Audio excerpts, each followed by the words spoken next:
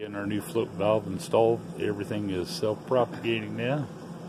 As you can see, this is 30 amps. This is about what the truck's going to be injected when we cruise. And then our maximum amperage is going to be probably 60 to 80, depending on what we can get out of the charging system there. So everything is wired up, picked up, and ready to go. So what we're doing is we're just putting as many hours as we can on it between now and then. So far I don't see any issues whatsoever. See, it's not even straining. Our cooling fan hasn't even started yet.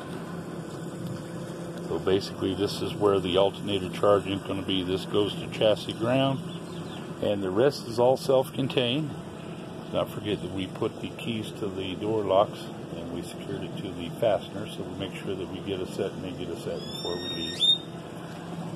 And here is our baffled exhaust port that keeps you from splashing, getting water in, but lets the hot air come out.